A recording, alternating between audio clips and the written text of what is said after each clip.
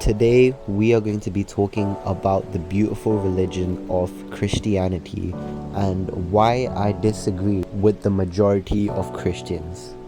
Now, homosexuality in the Bible is seen to be sinful, and in Leviticus 20:13 it says, "If a man sleeps with a man, then they shall be put to death."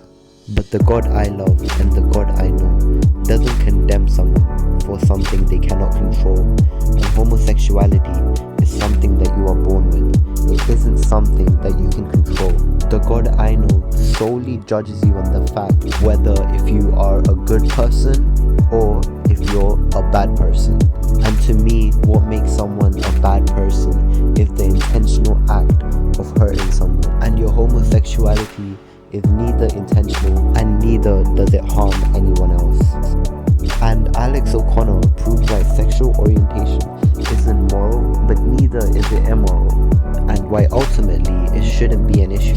Now, popular pastor Cliffe Knetchle had this to say about homosexuality. The verse about man shall not lie with a man. I'd like you to maybe touch on those verses and what it means to take that one verse literally, but maybe the other ones in Leviticus not literally. In the same way that life has a purpose, in the same way that life is not meaningless, in the same way that God created us for the purpose of loving and worshiping Him and loving and serving each other, so our sexuality is not meaningless. There's a purpose. And the most positive statement about that purpose is found right in the creation mandate, long before Leviticus. Genesis chapter 2, verse 24, we read, "For this reason a man shall leave his father and mother, be united to his wife, and the two shall become one flesh." Now, I do agree with the fact that behind our sexuality, there must be a purpose. And having a beautiful wife and having the ability to share kids with that person one day is a beautiful experience. And I would love to have that experience in the right time as well. But as he said, behind our sexuality is a purpose. Then behind homosexuality, there must also be some sort of purpose given by God.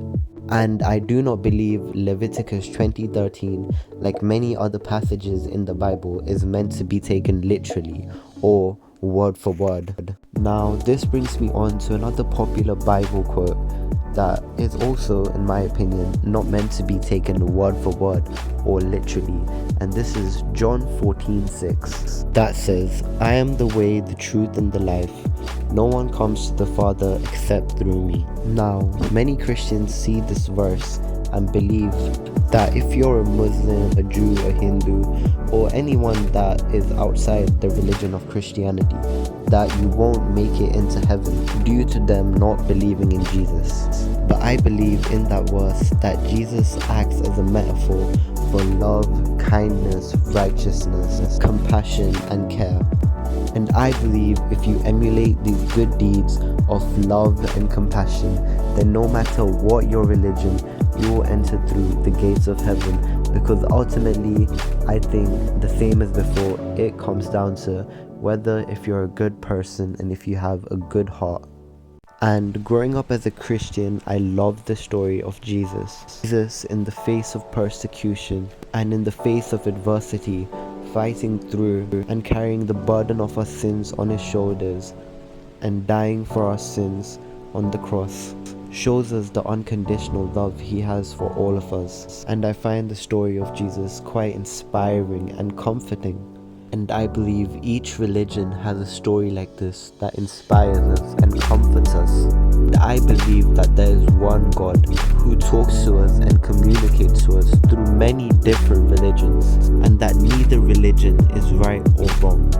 But in fact, every religion pulls us closer together to live in harmony with each other. That is what I truly believe. Let me know what you guys think in the comment below, and I hope all you guys have an amazing day.